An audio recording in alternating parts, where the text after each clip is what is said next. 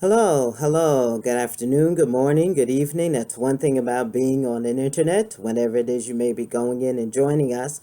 Let me take this moment, if I may, and introduce myself. My name is Dr. Robin Eubanks.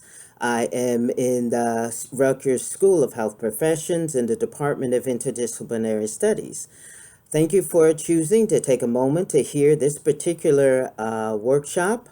And if I may, let me go ahead in and begin with what it is that we are actually going to be working on.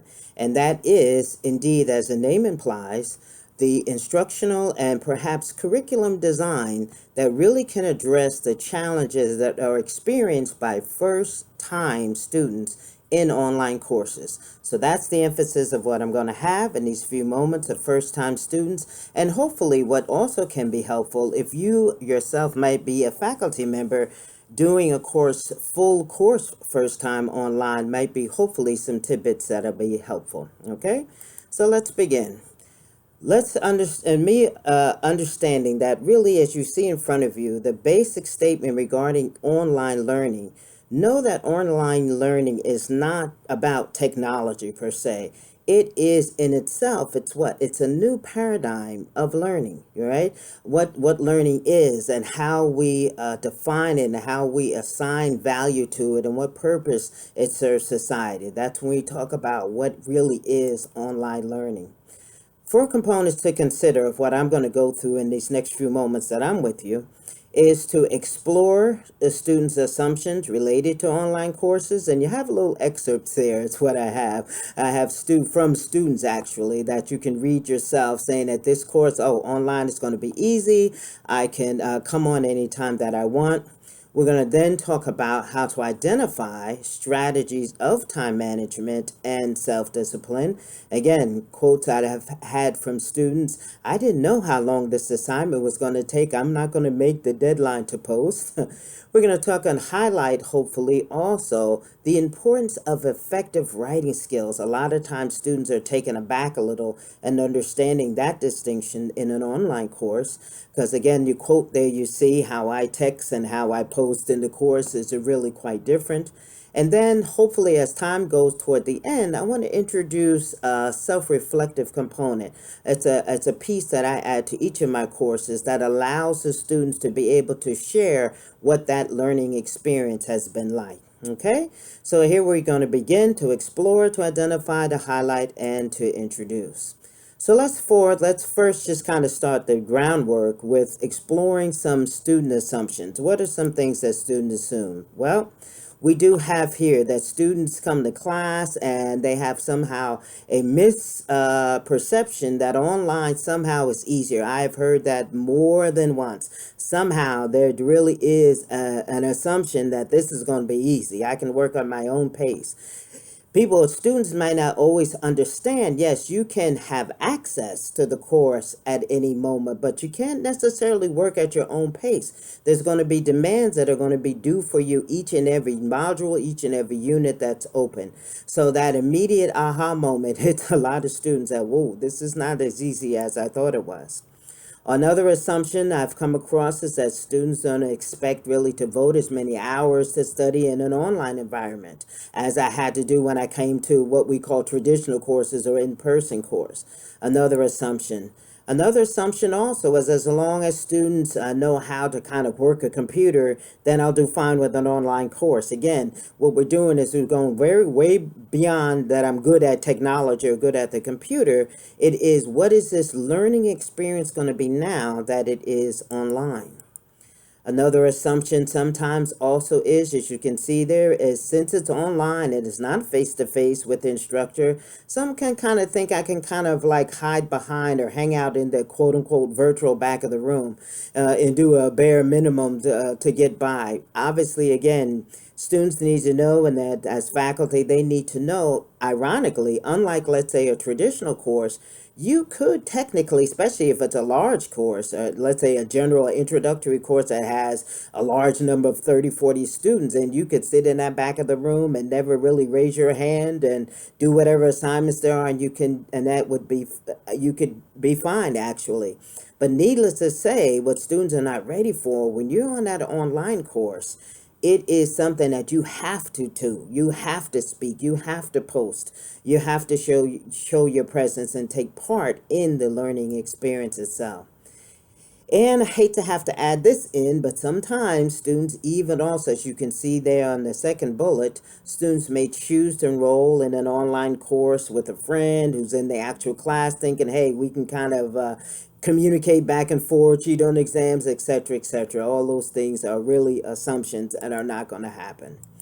But the reality, here's what I want to make that distinction. The reality is really that online courses, right, they require a stronger organizational skill and self-discipline than the traditional courses. This is what's key. They're also, what a lot of students are not anticipating, is their writing skills. Your academic writing skills are going to have to be strong and in place. And then most online courses really maintain a very rigorous schedule of bi-weekly or even maybe daily homework postings, group discussions, etc. That is an absolute reality. And that students themselves, they will learn very quickly. You have got to be self-motivated. You've been organized and you need to be self-motivated. Another reality is that students are not ready to kind of be their own boss. No one is looking over my shoulder. Nobody's taking attendance. I have to be responsible for myself. Now we can take this on any realm, but let's say if it is that freshman just coming out of high school that now has an online course, they really need to understand what their discipline is and what their organizational skills will need to be. Another reality you have here is that students need to kind of show up, so to speak, if they're going to get the real value out of the course. Of course, the course is not free itself. So understanding also that students need to log into on a regular basis, that is so key. And that students need to be ready for intense computer time. They need to implement also the earnest break time. This is something that students don't often realize. Sometimes they can get engrossed in a particular module or something, and before they know it, 2-3 hours have almost gone by and haven't taken a break. I often tell the students, give yourself, we'll talk about that in a little bit later, but even a timing on the amount of time that you might spend on the computer.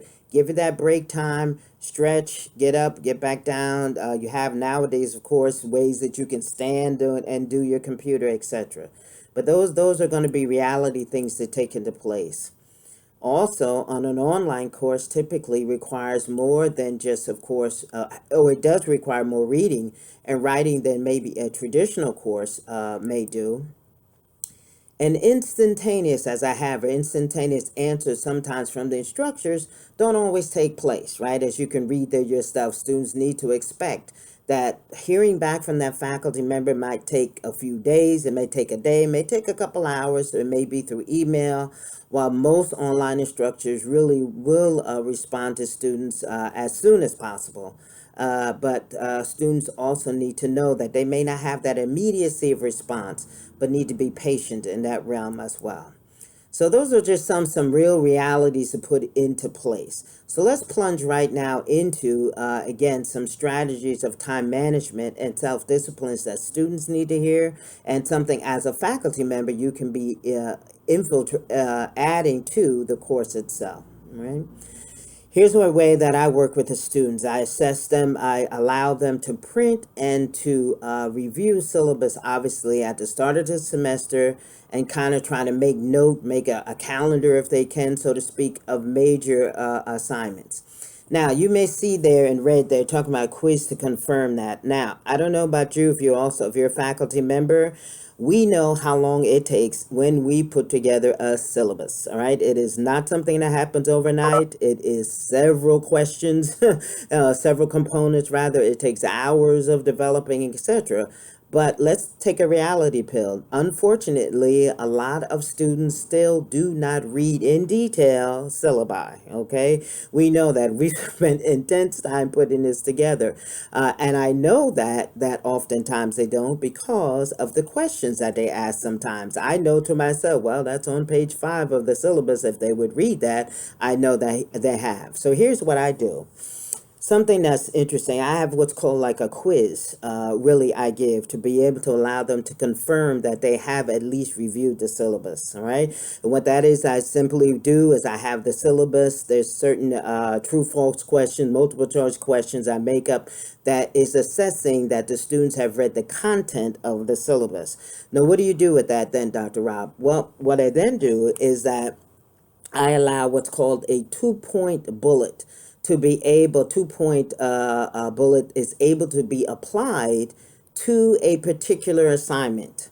Let me explain a little bit more detail. Number one is you have to get 100 on this quiz. That is assignment. It's not an option. You must get 100% on it. And the 2 points, what I allow them to do is apply it to a particular project or assignment. You know, sometimes they may have an 89, and that 2 points that they won, so to speak, with getting 100 on the quiz on the syllabi, that 89 might now become 91. Okay, I think you got the gist of it. But I guarantee you, what I have found from that point on, I have 100% that read in detail the syllabus itself. Don't forget what I tell students again. Also, don't forget to factor in prior commitments that they're going to have now that might interfere with any regular study time, hopefully, that they develop. And then to be able to commit to making online coursework really as part of a weekly routine.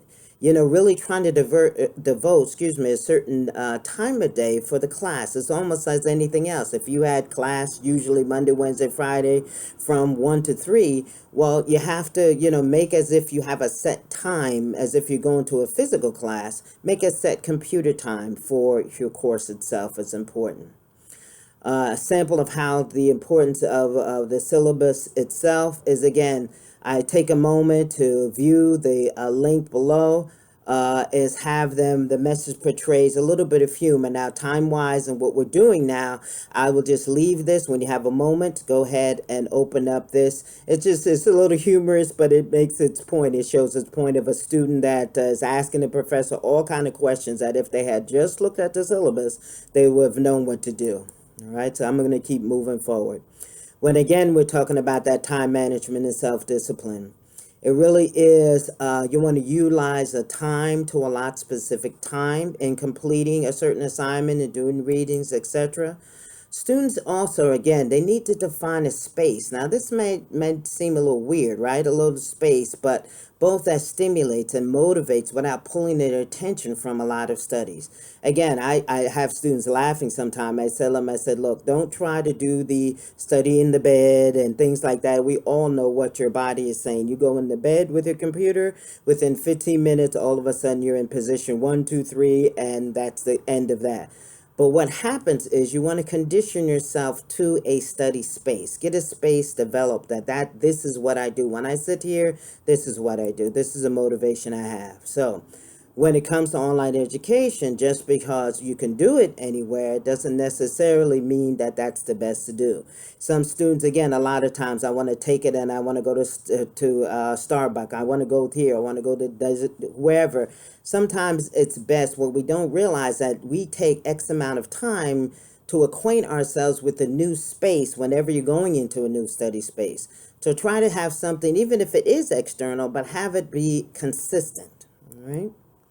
So setting up online study space, I've said already, make sure students have that, obviously, high-speed internet connections. This is just the basics on the computer. They have the materials, obviously, you say there, software that's needed, headphones oftentimes, and listening to the lecture is often very important.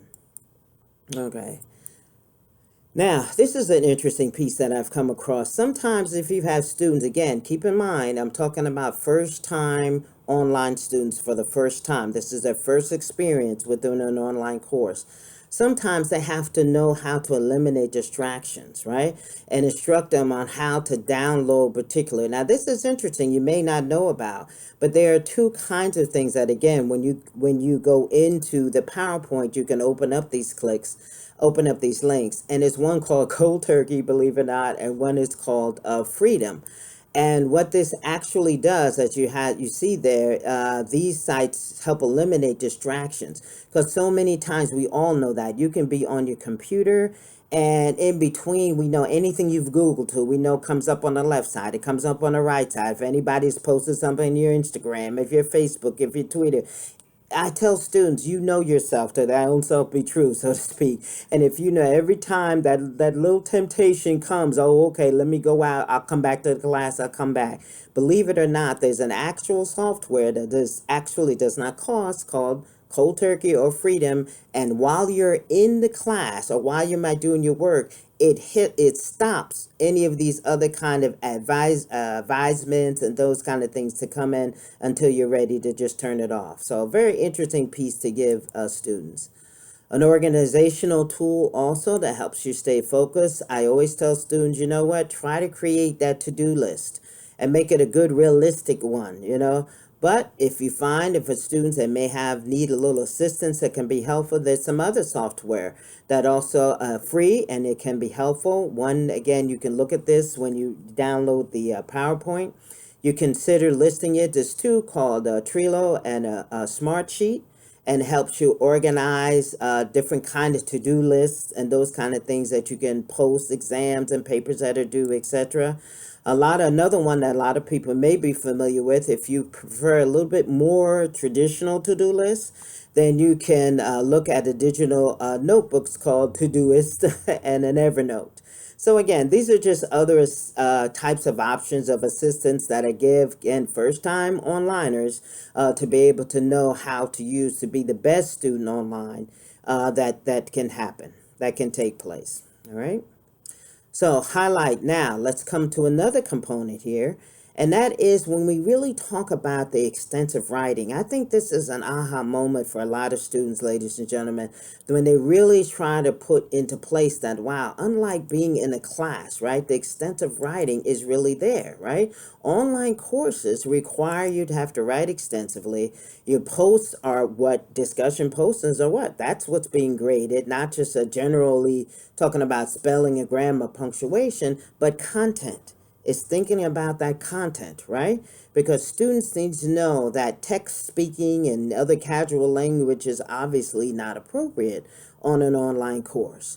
But they have to understand, see, it's such a difference. Again, when you're in that classroom, they know I can raise my hand, I can put in my own verbiage of what it is I'm explaining, but that doesn't happen online. I have to put from my cognitive, what it is that I'm thinking about saying. Now, I have to put in writing in a way that it makes sense and it is academic. All right.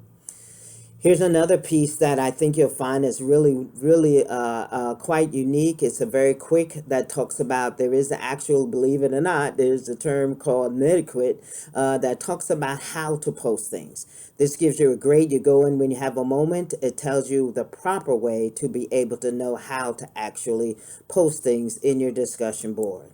All right. So highlighting again and continuing on in that extensive writing. Most interactions with instructors and the classmates, again, obviously need to be complete and coherent and informative. Obviously, there's the issue here also with the issue of plagiarism. A lot of students, especially freshmen, let's say, or if they haven't gone through this issue of plagiarism throughout high school, etc., and the fact that people not understanding, you're not going to copy paste something in Google and come and post it as your discussion posting. That's not going to be appropriate. So as you see there, again, know the rules of plagiarism. Again, social media often complicates the question of that, which can be considered original content. So it's something for students to consider, right? How they post things, I'm sorry. So discussion forum posts may allow conversational tone. However, the content needs to be clear. All right, now I'm talking about, let me make sure I'm clear now. I'm talking about someone now, how they may post their writing, so to speak. And depend, you have different faculty have what kind of a little bit of relaxation may be in how they may post in certain areas.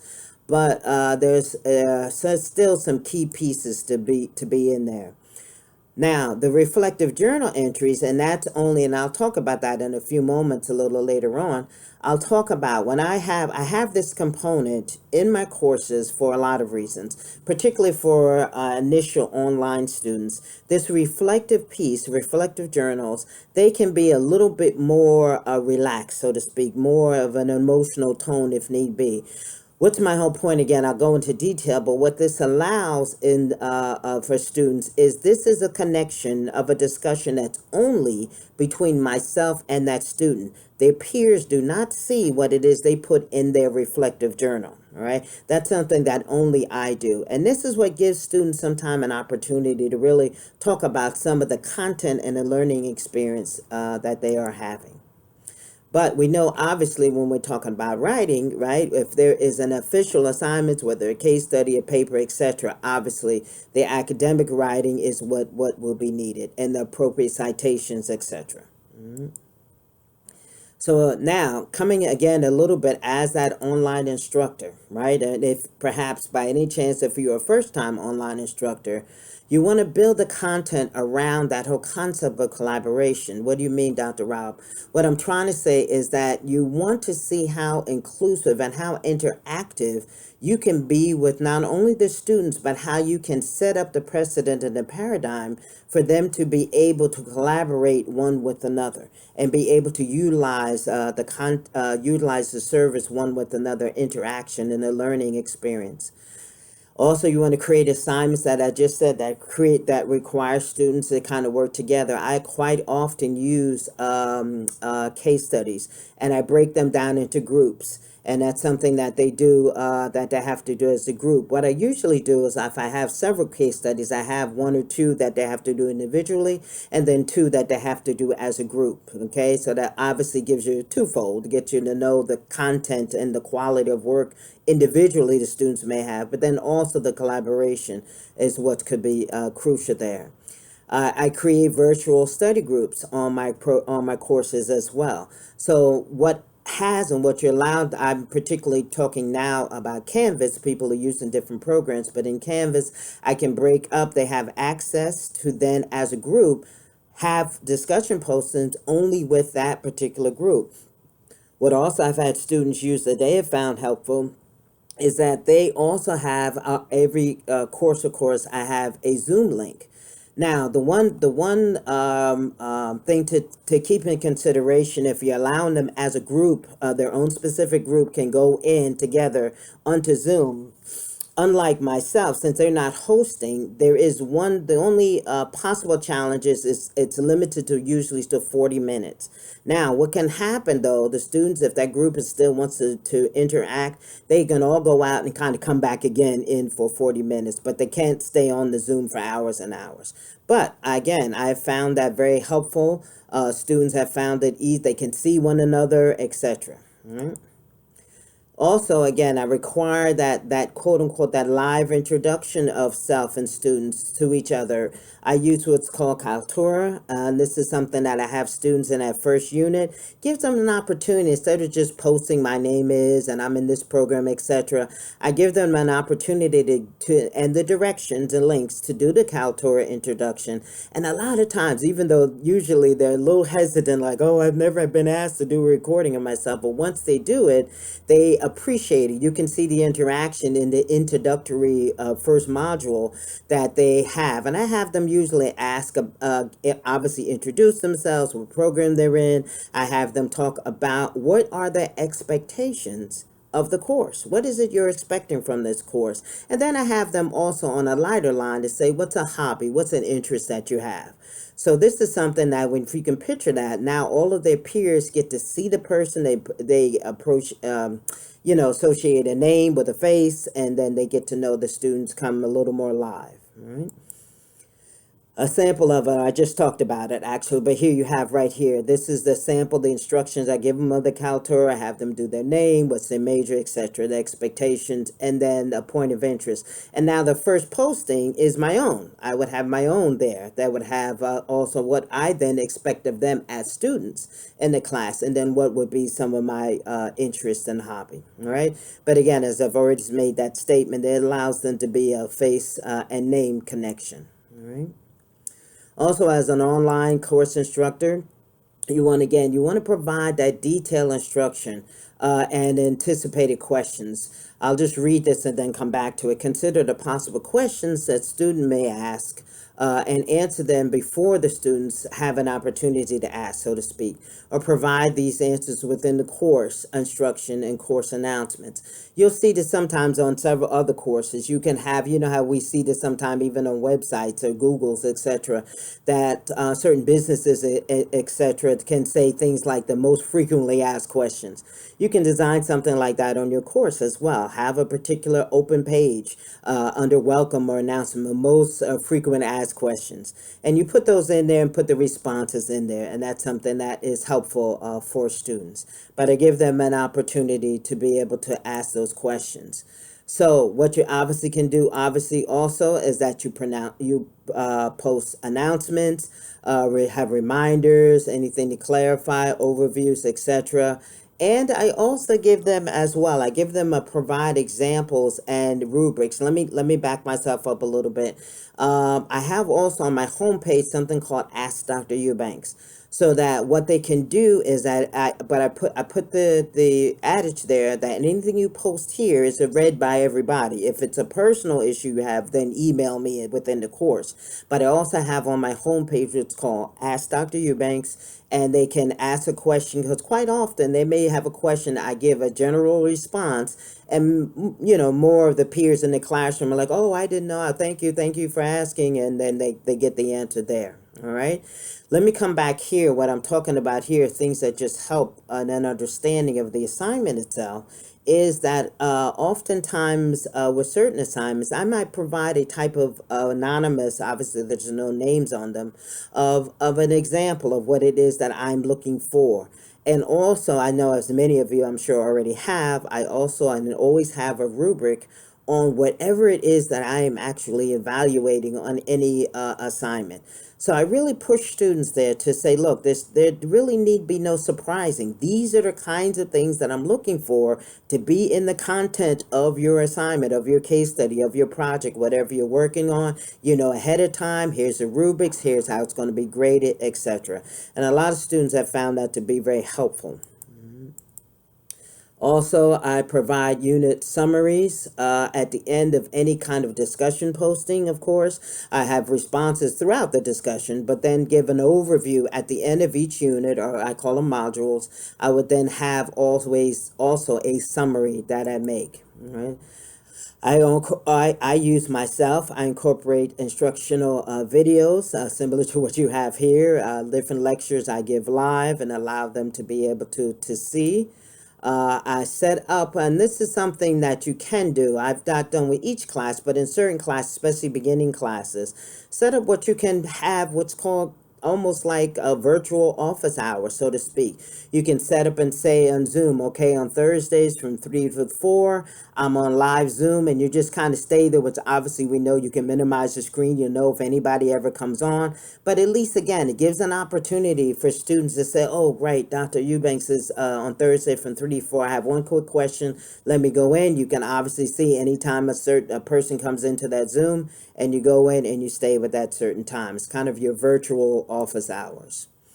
Also, again, the students are motivated, again, when they are engaged, when they see that they are going to be involved in the course, when they hear enough from me, when they can see I am, obviously alive, they see some of their peers. All of these different factors make a difference on it, hopefully being a positive learning experience, particularly for first-time onliners, right? Also, one thing that I've implemented also, and if there's ever a new course that you're doing, or again, first timer, you want to design and incorporate a way to do a midterm assessment. Think about it, a regular course, 15 weeks or so. By about 8 weeks, I do what's called an anonymous questionnaire I'll have on my site. And I asked them maybe questions regarding the course design, something down to logistics. Is the font size good that you can hear on certain things? Did the images, did the graphics, did the link? Was there anything that did not come forward? Were there viable links, etc.? All of these kind of things allow for clarify of instructions. Was they clear regarding where and what and how to post. So this helps again twofold. If you're a first time teacher online, or it's a new course for the first time, etc., is to do this mid assessment. Again, you set it up online, it's anonymous, you're not trying to have the student's name, but sometimes there can be, obviously, we know some tidbits that can let us know, okay, let me revamp that next go round. Okay, coming a little bit towards the end, actually, let me go in a little bit more detail. This component of what's called, what I refer to as reflective journals. And the pieces that I add on almost all of my courses is a piece of a reflective piece or journal that, again, this is something that can assist the learners, as you see there, to synthesize information. Hopefully they might improve a little comprehension. I might reflect on a learning experience, especially we know as those first time online students. It allows the opportunity, again, for personalized and intellectual exchange between the student and the faculty member. Again, this is something, it's only between us. I have, now there may be in particular modules, specific questions about that module that I'll have them expound on in their reflective entry. So it's not, I'm not sure creating, it's not a counseling session, that's not what we're doing, but it allows them to, once they do that on week 1, week 2, week 3, I do see a shift sometimes that begins to happen. Particularly, they may have just had a very intense discussion on a certain module. And they really had some comments or something that certain of their peers said that really troubled them, or they want to talk about it. That's the kind of things that they can then put in the reflective journal entry, and then I can respond and talk with them specifically, right? This allows, again, students to what? To compose their entries as they are assigned, and while the instructor has what access to this individual, can often find out about their progress, how are things going, how are you going in the class, etc. And then the reflective journal can what it can build a type of rapport between the faculty, myself, and the students, and hopefully, you're shooting for a positive learning experience itself. And again, what I like particularly in Canvas that I use now is that, unlike what I had in the past on Canvas, what I can do is I have a recording. I make a recording visual response, and a lot of students I've noticed, they really do appreciate that. So in their reflective journal, I then give them back a recorded message. John Doe, you did a wonderful in this reflective piece, but when you make such and such statement, can you tell me a little bit more about what did you mean by those kind of things? And then they even can recall and send a recording back also. So again, as I said, to me, it's my bias, I guess, because I've been using reflective journal entries for a long time. But I think it's really a great avenue that allows that student, especially that first-time online student, to be able to share. As I said again, the reflective journal can provide a voice to those who are reluctant to share things with their peers. I've just talked about that.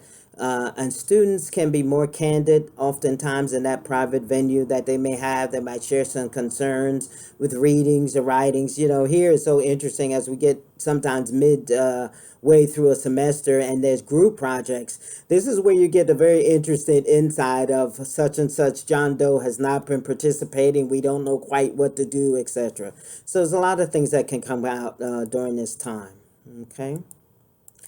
And just finishing out again, coming towards an end here, instructors again need not comment really on the entry per se, but I'm offering feedback. I think I've made that clear.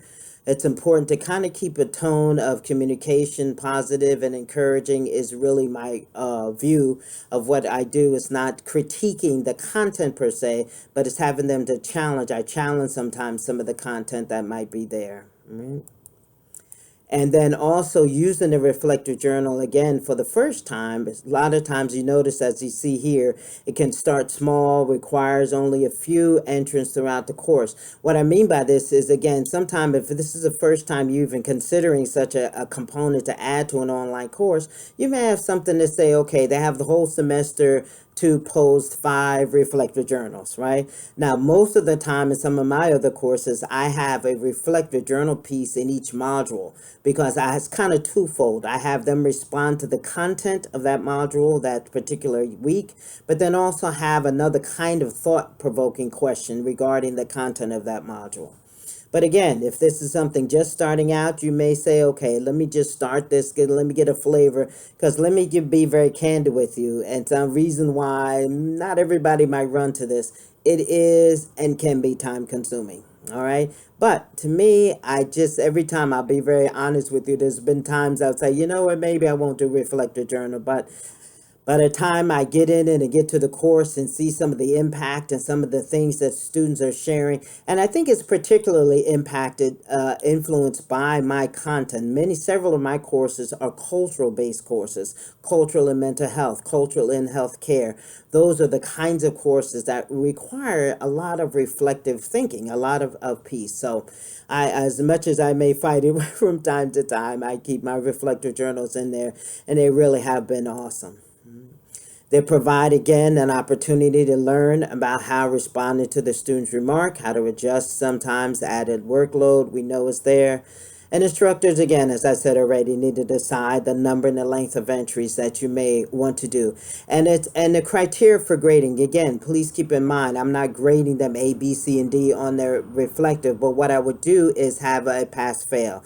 If there are 10 reflective postings in a particular course, it is, do you have all 10, do you have 8, etc., do you have a pass or fail, right? But again, I've already made the point that the last bullet there is on that confidentiality is key. And once they really do see, this is unlike any other posting, other peers do not see this, is just between the student and myself. Okay. So final information then, I'd like to thank you for your time to give the students, as you remember, again, online course, it's college, it's not Facebook, it's not instant, right? Here's something a lot of students don't think about. Have that plan B when technology fails. Isn't that interesting, right? I didn't say if, I said when. I've had so many times students have things, they have a time limit on when something is due. They have 10 more minutes to hand it in and their computer goes down. Something else happens. Now they can't get in to post their assignments, etc. So I tell students up front, have a plan B. Have a plan B in there. Students need to update computers, of course. Make sure their software, their browsers, as well as any backup plans and getting online. If there's a virus that attacks, etc. Those kinds of things are things that just, it's called welcome to the world of technology. And then finally, there again, have contact information of the tech support services and systems. I always say something, again, in an orientation I have for students, have them make sure they have the number, the contact number to whatever, whether you're on Moodle or you're on Canvas or whatever it is that you're on. Make sure to have them know that they have that the tech support number in their hands. And if students are taking on online courses, again, we've said already, for the first time, it's suggested that you might begin with just one online course at a time, if that's an option for you. To be able to stay perhaps in your other traditional, try your first online for the first time, as opposed to trying to then all of a sudden for the first time take 3, 4, well, not, wouldn't be 3 or 4, but even 2 or 3 courses. Because again, what students are not realizing is the time it takes in having and being what you have to commit, be disciplined and organized to be able to be and do well as a student on an online course, right?